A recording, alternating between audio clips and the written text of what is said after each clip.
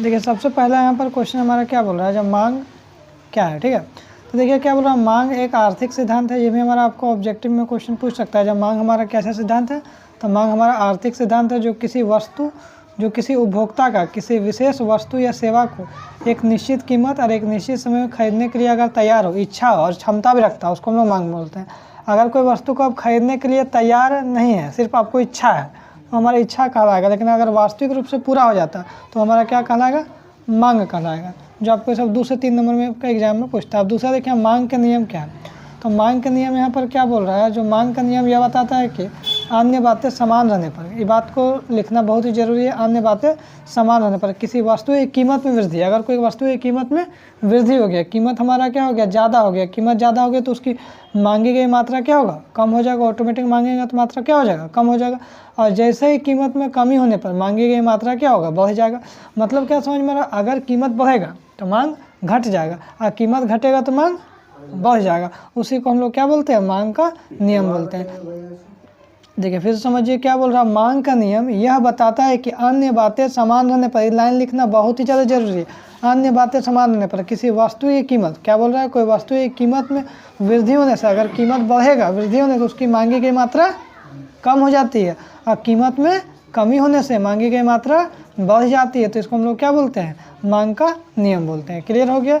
अब देखिए दूसरा क्या बोल रहा है, तीसरा क्वेश्चन हमारा, मांग के नियम की मान्यताएं बताइए। क्या क्या मान्यताएं हैं, तो बोल रहा मांग के नियम की मुख्य मान्यताएं, ये सब मेन मान्यता है कि उपभोक्ता क्या है, संबंधित वस्तु की कीमत, उपभोक्ता की पसंद, प्राथमिकता और भविष्य में कीमत में परिवर्तन की उम्मीद स्थिर रहना चाहिए। मतलब ये सब में कोई भी चेंजेस नहीं होना चाहिए। यही मांग का नियम में बोलता है कि जो उपभोक्ता के आय में कोई चेंज नहीं होना चाहिए। आपको ये सब लाइन लिखना होगा पॉइंट टू पॉइंट। उपभोक्ता के आय में कोई चेंज नहीं होना चाहिए, संबंधित वस्तु की कीमत में कोई चेंज नहीं होना चाहिए, उपभोक्ता की पसंद में कोई चेंज नहीं होना चाहिए, प्राथमिकता में कोई चेंज नहीं होना चाहिए, भविष्य में कीमत में परिवर्तन की उम्मीदें क्या होना चाहिए, स्थिर होना चाहिए, तभी मांग का नियम लागू होगा, अदरवाइज मांग का नियम लागू नहीं होगा। ठीक है, तो ये आपको मांग के नियम का मान्यता में लिखना है। आइए चौथा नंबर सवाल। चौथा नंबर सवाल क्या बोल रहा है, पूर्ति क्या है। पूर्ति का मतलब क्या, सप्लाई।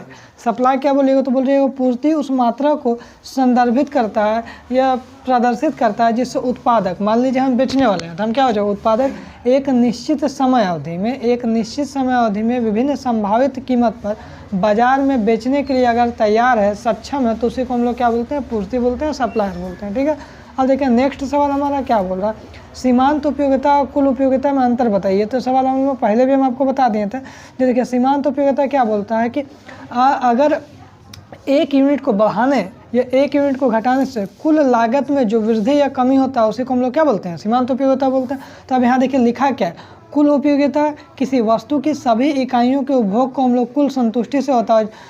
कुल उपयोगिता कुछ नहीं बोलिएगा, कुल उपयोगिता क्या है, किसी वस्तु की सभी इकाइयों को उपभोग, मान लीजिए आप 10 यूनिट उपभोग कर रहे हैं, हम 5 यूनिट कर रहे हैं, 7 यूनिट कर रहे हैं, 10 यूनिट का, सबको क्या करेंगे, जोड़ देंगे, तो हमारा क्या हो जाएगा, कुल उपयोग हो जाता है। जबकि सीमांत उपयोगिता क्या बोल रहा है, एक अतिरिक्त इकाई को उपभोग करने से या एक अतिरिक्त इकाई से कम करने से कुल उपयोगिता में जो वृद्धि या कमी होती है उसी को हम लोग क्या बोलते हैं, सीमांत उपयोगिता बोलते हैं। चलिए नेक्स्ट सवाल देखते हैं। नेक्स्ट सवाल क्या बोल रहा है, सूक्ष्म अर्थशास्त्र, जो भी क्वेश्चन हमारे एग्जाम के लिए बहुत ज़्यादा इंपॉर्टेंट है। सूक्ष्म अर्थशास्त्र की वह शाखा है जो एक व्यक्तिगत आर्थिक इकाइयों, जैसे कि व्यक्तिगत उपभोक्ता हो गया, फर्म हो गया, या बाजार के व्यवहार और नियमों का या निर्णयों का अध्ययन करता है। सूक्ष्म अर्थशास्त्र में हमेशा व्यक्तिगत, पर्सनल के बारे में बात करेगा, व्यक्तिगत इकाई का अध्ययन करेगा, जैसे एक उपभोक्ता, एक बाजार, एक फर्म के बारे में डिस्कशन करेगा। ये परिवर्तनशील साधन क्या है, तो परिवर्तनशील साधन वे साधन होते हैं या ये उत्पादक के कारक होते हैं जिसकी मात्रा को उत्पादन स्तर में परिवर्तन के साथ छोटी अवधि में बदला जा सकता है। कहने का मतलब अगर आप जैसे प्रोडक्शन ज़्यादा करिएगा तो आपको लागत ज़्यादा होगा, प्रोडक्शन कम करिएगा तो लागत कम होगा, मतलब परिवर्तनशील साधन होता है, जैसे कि कच्चा माल या दैनिक मजदूरी, है ना। उसके बाद देखिए एक हमारा क्या होता है, आर्थिक वस्तु और निःशुल्क वस्तु। आर्थिक वस्तु निःशुल्क वस्तु समझिए, क्या एग्जाम में आपको लिखना है, आर्थिक वस्तु वे वस्तुएं होते हैं जिसके लिए कुछ भुगतान करना पड़ता है, कुछ पैसा देना पड़ता है, उसको हम लोग क्या बोलते हैं, आर्थिक वस्तु बोलते हैं। क्योंकि इनकी जो आपूर्ति होता है सीमित होता है, मैंने भैया अनलिमिटेड नहीं है जो आपको फ्री मिल जाएगा, लिमिट है, तो तो उसको हम लोग क्या आर्थिक वस्तु बोलते हैं। जैसे हम लोग कोई दाल चावल कोई भी चीज़ हम लोग खरीदते हैं तो हम लोग को पैसा देना पड़ता है, जबकि निःशुल्क वस्तु वे होता है जो प्रकृति द्वारा मिलता है, जैसे हवा पानी, हमको पैसा देना पड़ता है क्या? नहीं देना पड़ता। तो उसको हम लोग क्या बोलते हैं? जो निःशुल्क वस्तु बोलते हैं, जो प्रचुर मात्रा में उपलब्ध होता है, मैंने एकदम हेवी मात्रा में उपलब्ध होता है, उनके लिए कोई भी कीमत चुकानी नहीं पड़ती, जैसे हवा या धूप हो गया। अब आगे देखिए नेक्स्ट सवाल, सीमांत उपयोगिता ह्रास नियम। ये भी हम आपको कल बहुत अच्छा समझाया था, सीमांत उपयोगिता ह्रास नियम हम आपको बताया था। जैसे जैसे आपको क्या होता है ना, जो मान लीजिए जैसे आप एक एग्जांपल सबसे पहले देते हैं, जैसे मान लीजिए आपको एक रोटी से 4 यूनिट आपको क्या मिल रहा है? संतुष्टि मिल रहा है, ठीक है। जैसे आप 2 रोटी खाइएगा तो क्या मिलेगा? 8 यूनिट संतुष्टि मिल रहा है। जैसे आप 3 यूनिट रोटी लीजिएगा, 3 रोटी लीजिएगा तो क्या 10 यूनिट संतुष्टि मिलेगा। तो जैसे जैसे आपको क्या होगा, कुल बढ़ाते जाइएगा, जैसे जैसे रोटी बढ़ाते जाइएगा, उस तरीका से हम लोग क्या होगा, जो उपयोगिता हो क्या होगा, कम होते जाता है। तो एक समय आ जाएगा, क्या बोल रहा है देखिए, सीमांत उपयोगिता ह्रास नियम यह बताता है कि जैसे जैसे एक उपभोक्ता किसी वस्तु की अतिरिक्त इकाई को उपभोग करता है, जैसे जैसे आप यूनिट को बढ़ाइएगा वैसे वैसे प्रत्येक वस्तु के अगले इकाई से प्राप्त होने वाले सीमांत उपयोगिता क्या होता है? संतुष्टि घटता जाता है। बताया था ना। जैसे एग्जाम्पल देखिए, मान लीजिए आप 1 रोटी खाएं, आपको 10 यूनिट संतुष्टि मिल गया, बिल्कुल मिला सर। जैसे आप 2 रोटी खाइएगा तो आपको क्या मिलेगा? 8 संतुष्टि मिलेगा, 8 यूनिट मिलेगा। जैसे आप 4 रोटी खाइएगा तो आप क्या मिलेगा? अरे यार आप तो 4 ही यूनिट संतुष्टि मिला। मतलब जैसे जैसे रोटी बढ़ा रहे हैं, जैसे जैसे उससे हम लोग क्या हो रहा है? संतुष्टि घटते आ रहा है। उसी को हम लोग क्या बोलते हैं? सीमांत उपयोगिता ह्रास नियम बोलते हैं। आगे देखिए नेक्स्ट सवाल, उपभोक्ता संतुलन क्या है सर?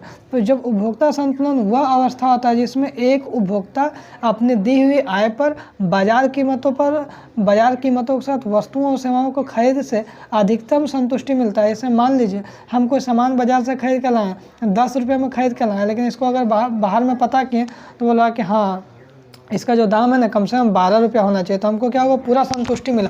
जितना भी हम पैसा लिए उतना हमको सामान पूरा मिल गया, कोई भी दिक्कत नहीं हुआ। उसी को क्या बोलते हैं? उपभोक्ता संतुलन बोलते हैं, ठीक है। अब देखिए यहाँ पर पैमाने का प्रतिफल क्या होता है, तो पैमाने का प्रतिफल समझिए और पैमाने का प्रतिफल समझिए।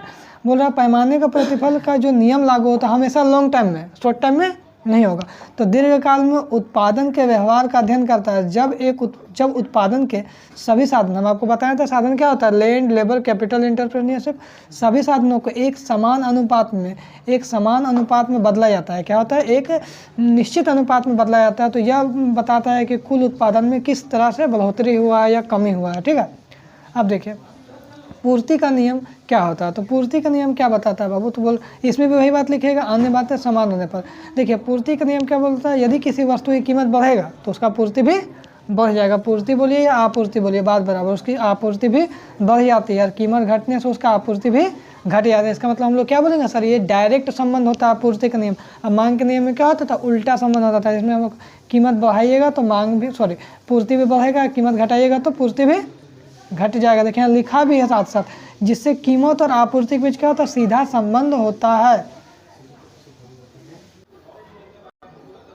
अब 13 नंबर क्वेश्चन क्या बोल रहा है? जो पूर्ण प्रतियोगिता और एकाधिकार में अंतर स्पष्ट करें। मैंने आपको पूर्ण प्रतियोगिता और एकाधिकार में आपको अंतर बताना है, तो आप कैसे लिखिएगा? देखिए सबसे पहले यहाँ पर लिखिएगा, पूर्ण प्रतियोगिता बाजार एक ऐसा बाजार संरचना है जहाँ पे कई छोटे विक्रेता होते हैं। क्या समझ में आया? पूर्ण प्रतियोगिता बाजार में बहुत सारे छोटे छोटे विक्रेता होता है, बेचने वाला, ठीक है, बेचने वाला और खरीदने वाला, ठीक है ना। दोनों बात ध्यान रखिएगा। पूर्ण प्रतियोगिता बाजार एक ऐसा बाजार है, एक ऐसा संरचना है जहाँ कई छोटे छोटे विक्रेता और खरीदार होते हैं, मैंने क्रेता होते हैं, और उत्पाद समरूप होते हैं, एक जैसा उत्पादक मिलेगा। मैंने यहाँ पर भी चीनी तो यहाँ पर भी चीनी, यहाँ पर भी दाल तो यहाँ पर भी दाल, सब जगह सेम टाइम का मिलेगा। लेकिन जहाँ देखिए जबकि का मतलब क्या होगा? अब अंतर बता रहा है। पूर्ण प्रतियोगिता तो आपको समझ में आ गया। जबकि एक अधिकार जो बाजार में एक ही विक्रेता होता है, समझ में आ गया। अगर आपको अलग अलग एग्जाम में पूछे तो आप अलग अलग भी डिफिनेशन कर सकते हैं। अगर आपसे सिर्फ पूछे क्या पूछेगा, जो पूर्ण प्रतियोगिता बाजार क्या था, आप कहाँ तक लिखिएगा? समरूप होते, इतना ही तक लिखिएगा। एक अधिकार बोलेगा तो क्या लिखिएगा?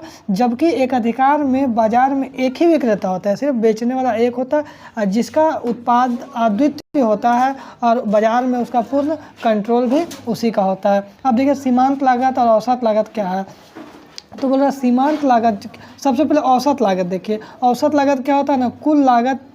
कुल उत्पादन की प्रति इकाई लागत है। कुल उत्पादन के क्या है? प्रति इकाई लागत है। जबकि सीमांत लागत कुल लागत में वह परिवर्तन है जो उत्पादन के एक अतिरिक्त इकाई बढ़ाने या घटाने से जो रेट में जो कम बेसी होता है उसको हम लोग क्या बोलते हैं? सीमांत लागत बोलते हैं, ठीक है। आपको खुद पता होगा, जैसे मान लीजिए औसत लागत कैसे निकलता है, तो औसत लागत जो निकलता है कुल लागत में जो जितना यूनिट जो बन रहा है उसको डिवाइड कर देंगे तो हमारा क्या हो जाएगा, औसत लागत हो जाएगा। और सीमांत लागत क्या हो, 1 यूनिट बढ़ाने या 1 यूनिट घटाने से कुल लागत में जो वृद्धि या कमी होता है उसको हम लोग सीमांत लागत बोलते हैं। आपको लिखना कैसे हो, प्रॉपर यहाँ पर लिखा हुआ होगा, लिए कोई दिक्कत नहीं। अब देखिए संतुलन कीमत से आप क्या समझते हैं, तो देखिए सबसे पहले लिखिएगा संतुलन कीमत वह कीमत है, संतुलन कीमत वह कीमत है जिस पर किसी वस्तु का, मान लीजिए कोई वस्तु का बाजार मांग और पूर्ति बराबर हो, बाजार में मांग और पूर्ति बराबर हो, तो उसी कीमत में ना, इसी कीमत पर ना तो अतिरिक्त मांग होगी और ना ही अतिरिक्त पूर्ति होगी, उसी को क्या बोलते हैं, संतुलन कीमत, जिसमें जिस दाम में खरीदने वाला और बेचने वाला दोनों सेम दाम में तैयार हो। अब देखिए यह निम्न प्रकार निर्धारित होता है। अगर आपसे सवाल पूछे संतुलन कीमत से आप क्या समझते हैं तो आपको इतना ही आंसर देना है, ठीक है। लेकिन अगर आपसे थोड़ा सा 5 नंबर में पूछ दिया संतुलन कीमत से आप क्या समझते हैं, इसका निर्धारण कैसे होता, तो चलिए हम इसका निर्धारण देखते हैं। सबसे पहले बोल रहा है मांग और पूर्ति वक्रों का प्रतिच्छेदन, जहाँ मांग और पूर्ति एक दूसरे को कट करता है, संतुलन कीमत का निर्धारण उसी बिंदु पर होता है। समझ में आ गया, जहाँ पर देखिए मांग और पूर्ति जिस बिंदु पर कट होता है उसी को हम लोग क्या बोलते हैं, संतुलन कीमत बोलते हैं। जहाँ बाजार मांग वक्र नीचे की ओर ढलान होता है, बाजार पूर्ति वक्र ऊपर की ओर एक दूसरे को काटता है। मैं आपको बताया था ना जी, इस तरह से मांग इधर से जाएगा और पूर्ति क्या होगा, ऊपर की ओर जाएगा, तो एक दूसरे को कट करेगा।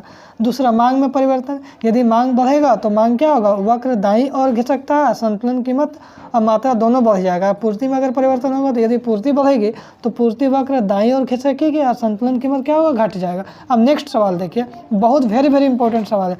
एक अधिकार में और एक अधिकार, देखिए सुनने में सेम लग रहा है लेकिन अलग अलग है। एक अधिकार और एक अधिकारी प्रतियोगिता में अंतर बताइए। तो चलिए हम लोग देखते हैं इसका अंतर। एक अधिकार एक अधिकारी प्रतियोगिता, तो देखिए एक अधिकार में क्या देखेंगे, बोलेंगे इसमें विक्रेताओं की संख्या कितना, तो 1 होता है, बेचने वाला 1, लेकिन इसमें बेचने वाला बहुत होगा, बहुत बड़ी संख्या में। उसके बाद यहाँ देखिए वस्तु की प्रकृति, इसमें क्या होगा, अद्वितीय होगा और कोई निकट स्थानापन्न वस्तु नहीं होगा, लेकिन इसमें क्या होगा, विभेदित अलग अलग प्रकार का ब्रांडिंग वस्तु आपको देखने को मिलेगा।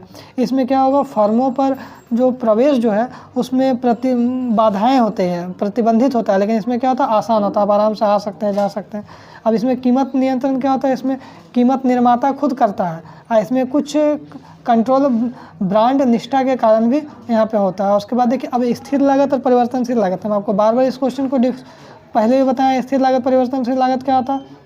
देखिए उत्पादन से संबंध, उत्पादन स्तर बदलने पर ही नहीं बदलता भैया, एक बार जो फिक्स रेट लगेगा मतलब लगेगा, इसमें कोई भी चेंजेस नहीं होगा। उत्पादन बढ़े घटे उससे कोई मतलब नहीं, लेकिन परिवर्तनशील लागत में भैया मतलब है उत्पादन बढ़ेगा तो कॉस्ट ज़्यादा और उत्पादन घटेगा तो कॉस्ट कम, तो उत्पादन स्तर के साथ बदलता रहता है। अब देखो उदाहरण, जैसे भैया रेंट लग गया, आपको प्रीमियम लगेगा, स्थायी कर्मचारी का वेतन देना होगा, ये सब तो फिक्स है ना चाहिए। लेकिन जैसे कच्चा माल आप ज़्यादा भी ला सकते हैं, कम भी ला सकते हैं, जैसे बिजली बिल कम आएगा ज़्यादा आएगा, और स्थायी श्रमिकों को मजदूरी कभी कम देंगे कभी ज़्यादा देंगे। अब अल्पकाल जिसे में हमेशा मौजूद रहती है, और इसमें क्या होगा, उत्पादन शून्य होने पर शून्य हो जाता है। अब यहाँ पर देखिए परम लाभ किसको बोलते हैं, तो परम लाभ किसको बोलेंगे, तो परम लाभ जो है जिसे आर्थिक लाभ भी बोलते हैं, परम लाभ को हम लोग क्या बोलते हैं, आर्थिक लाभ भी बोलते हैं। एक फर्म के कुल राजस्व मतलब टोटल रेवेन्यू और कुल लागत टोटल कॉस्ट, जिसमें स्पष्ट निहित दोनों शामिल के बीच का अंतर है, इसको हम लोग क्या बोलते हैं, बीच का अंतर, या सामान्य लाभ से अधिक होता है जो व्यवसाय को बने रहने के लिए जरूरी होता है। ठीक है, आगे देखिए। अब एक अधिकार बाजार में मूल्य का निर्धारण कैसे होता है, तो बोल रहा है एक अधिकार बाजार में मूल्य निर्धारण, तो बोल रहा है एक अधिकार बाजार में स्वयं फर्म जो है ना स्वयं कीमत निर्माता होता है, ये कितना कीमत रखना है, कितना कीमत नहीं रखना है, और अपने लाभ को अधिकतम बनाए रखने के लिए उत्पादन के स्तर को निर्धारित करती है।